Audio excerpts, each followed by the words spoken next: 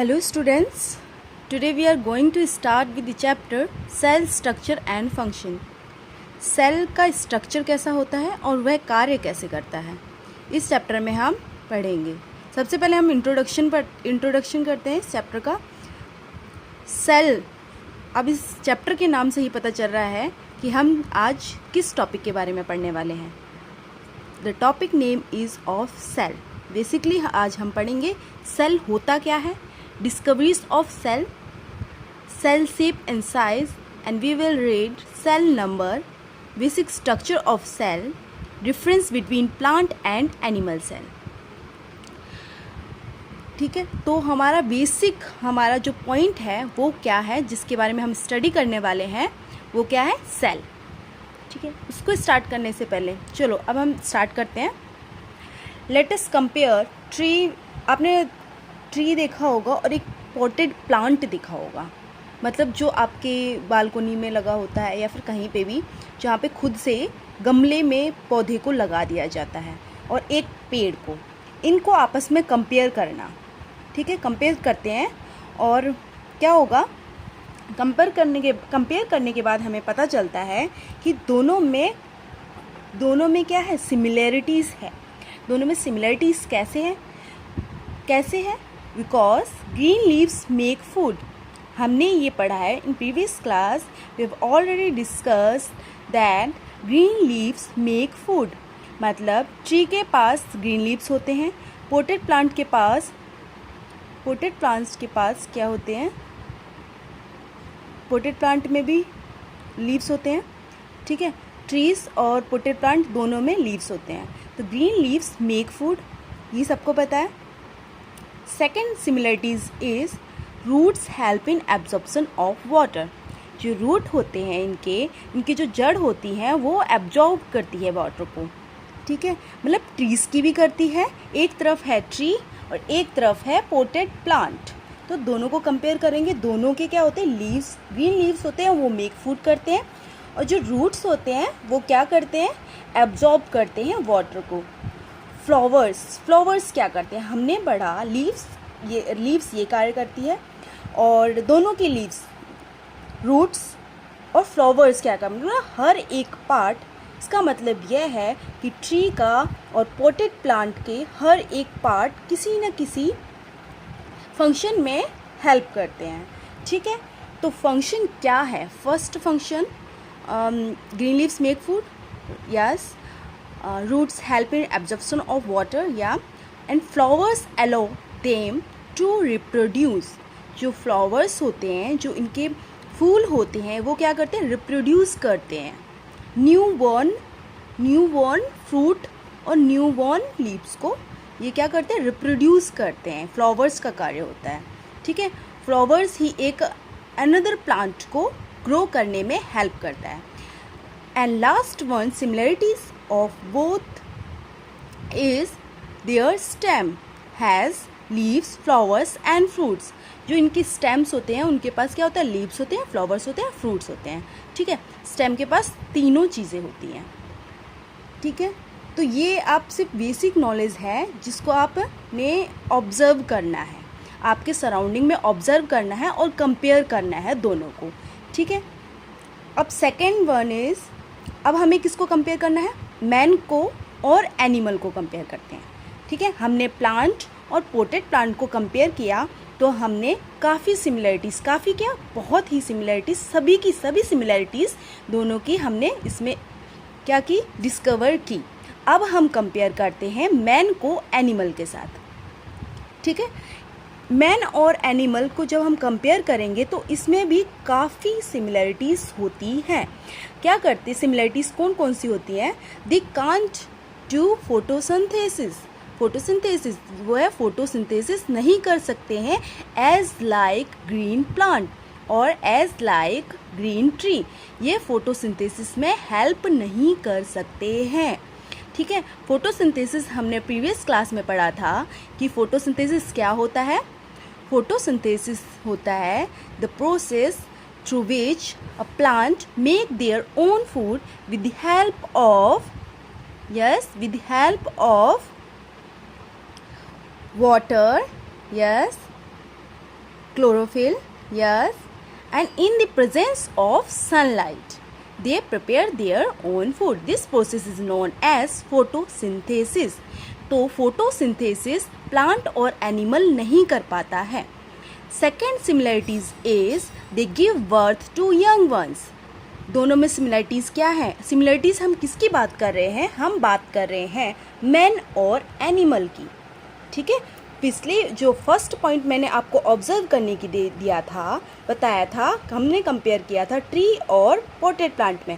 अब हम कंपेयर किसका कर रहे हैं, किसके साथ? हम कंपेयर कर रहे हैं एनिमल और मैन का. क्यों कंपेयर कर रहे हैं? क्योंकि ये दोनों लगभग सिमिलर होते हैं. इनकी सिमिलरिटीज़ बहुत होती है. इनके फंक्शंस क्या होते हैं? सेम होते हैं. Third point is they have 4 limbs. इनके पास क्या होता है? They have 4 limbs. Fourth similarities is they have proper organ system. ठीक है, इनके पास क्या होता है? प्रॉपर ऑर्गन सिस्टम होता है. जैसे ईसोफेगस होता है, लंग्स होता है, लिवर होते हैं, ये सब क्या है? ऑर्गन सिस्टम है. ठीक है, तो all plant and animal small और large, all plant and animals small or large are made up of small units that is cell. ठीक है, तो ये जितने भी पार्ट्स हैं all plants and animals के, चाहे वो छोटे हो चाहे वो लार्ज हो, ठीक है, ये सब पार्ट्स कौन कौन से होते हैं, उनके फंक्शंस भी मैंने बताए हैं. पार्ट्स प्लांट के कौन कौन से होते हैं? ग्रीन लीव्स, ये पार्ट है, ये हिस्सा है. ठीक है, और रूट्स है. रूट्स क्या है? ये भी ये एक पार्ट है. फ्लावर्स भी इसका पार्ट है, ये फ्लावर्स भी पार्ट है, और स्टेम भी पार्ट है. ठीक है, ये सब क्या है? पार्ट्स हैं. तो ये सब पार्ट्स किससे बने हैं? तो basic thing is that what I mean to say that these parts are made up of small units and small units is known as cell. तो पता चला कि सेल होता क्या है. तो हमने कंपेयर किया, हमने पहले ऑब्जर्वेशन किया, उसके बाद हमने कंक्लूजन निकाला कि इनके जो पार्ट्स हैं वो किससे बने होते हैं? सेल से बने होते हैं. Are made up of small units that is cells. Cell की पर्टिकुलर डेफिनेशन क्या होगी? सेल की पर्टिकुलर डेफिनेशन होगी cells are basic building blocks of all living things. It is a structure and functional unit of living organism. तो हम definition, कभी भी definition को रटना नहीं है, रटाफिकेशन नहीं करना है. हमेशा डेफिनेशन को समझने की कोशिश करो. तो इसीलिए समझने के लिए आपको सराउंडिंग में ऑब्जर्व करना पड़ेगा. ठीक है, ऑब्जर्व करोगे तब हमने डेफिनेशन निकाली that is cells are basic building blocks of all living thing. It is a structure and functional unit of living organism. ठीक है, तो ये क्या है? स्ट्रक्चरल और फंक्शनल यूनिट है, मतलब बेसिक यूनिट है किसकी? लिविंग ऑर्गेनिजम्स की. ठीक है, cells are basic buildings blocks of all living things. ठीक है, आगे समझ में? Okay students, let's forward to the class. Plants, अब हमने सेल्स पढ़ लिया. ठीक है, तो प्लांट और एनिमल्स क्या है? बेसिकली प्लांट और एनिमल्स की जो पूरा पार्ट है वो किससे बना है? सेल्स से बना है, छोटे छोटे सेल्स से बना है. ठीक है, तो सेल्स क्या है? बिल्डिंग. और वैसे ही हम देखेंगे ब्रिक्स होते हैं, जो पत्थर होते हैं, बिल्डिंग्स होते हैं, ये भी, इनकी भी स्ट्रक्चर एंड फंक्शनल यूनिट होती है. मतलब बेसिक यूनिट को जिससे मिलकर सेल बनता है उसे बोलते हैं, उसे क्या बोलते हैं? सेल बोलते हैं. मतलब हर एक चीज़ सेल की बनी हुई है. दुनिया में जो भी चीज़ एग्जिस्ट करती है सराउंडिंग में, जैसे कि प्लांट्स हैं, एनिमल्स हैं, या फिर लिविंग थिंग हो या फिर नॉन लिविंग थिंग हो, ये सब किससे मिलकर बना है? छोटी छोटी यूनिट से एक बड़ी यूनिट बनती है. उसको क्या बोलते हैं? उसको क्या बोलते हैं? उसी से एक पर्टिकुलर बड़ी बिल्डिंग या फिर ब्रिक्स बनती है. उसको वो किससे बनती है? बेसिक यूनिट से. और basic unit is known as cell. Cells are basic building blocks of all living thing. It is a structure and functional unit of living organism. Okay student, I think you got it. आगे बढ़ते हैं. अब ये पढ़ते हैं, ये पता चल गया सेल होता क्या है. अब हमने पढ़ना है कि ये सेल की डिस्कवरी किसने की. Who discovered. सेल की डिस्कवरी तो हो गई थी, सॉरी. तो सेल को देख, अब ये सेल इतने छोटे हैं कि हम इन्हें नेक्ड आई से नहीं देख सकते हैं. हम इन्हें क्या नहीं देख सकते, थ्रू नेक्ड आई से हम नहीं देख सकते हैं. हम सिर्फ और सिर्फ किससे देख सकते हैं, विदाउट. सेल को हम छोटी, इतने छोटे होते हैं, ये इतने छोटे होते हैं कि इन्हें हम नेक्ड आई से नहीं देख सकते हैं.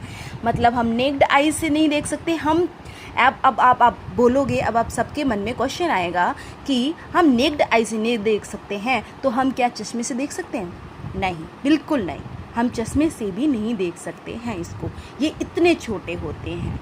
ठीक है ना. ही उसके लिए चश्मा का पता है ना, चश्मा पता है. तो दूर के लिए अलग चश्मा होता है और पास के लिए अलग चश्मा होता है और दोनों के लिए अलग चश्मा होता है. ठीक है, ये तो सबको ही पता है ना. मायोपिया और ये सब पता है, हाइपर मायोपिया, ये सब तो पढ़ा होगा ना. ठीक है, तो चलो टॉपिक पे आते हैं. वो डिस्कवर्ड माइक्रोस्कोप. माइक्रोस्कोप को किसने डिस्कवर किया? अब हमें, सॉरी, वो डिस्कवर माइक्रोस्कोप, इसको मैं बाद में बताती हूँ. हूँ डिस्कवर माइक्रोस्कोप. लेकिन माइक्रोस्कोप है क्या? ठीक है, माइक्रोस्कोप है क्या? माइक्रोस्कोप एक ऐसा इंस्ट्रूमेंट है जो कि सेल को देख पाता है, या फिर यूँ कहें कि हम सेल को देख सकते हैं. किसकी हेल्प से? माइक्रोस्कोप की मदद से.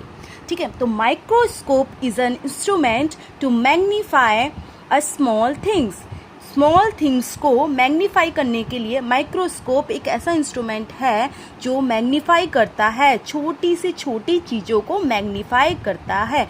मतलब छोटी चीज़ को बड़ा करके दिखाता है, so that we can see through naked eyes. ठीक है, तो माइक्रोस्कोप एक ऐसा इंस्ट्रूमेंट है जिससे हम देख सकते हैं किसको? सेल को. यस. लेकिन इस माइक्रोस्कोप की डिस्कवरी किसने की थी? किसने की थी ये माइक्रोस्कोप की डिस्कवरी? माइक्रोस्कोप की एंशिएंट माइक्रोस्कोप देखो ऐसे होते थे.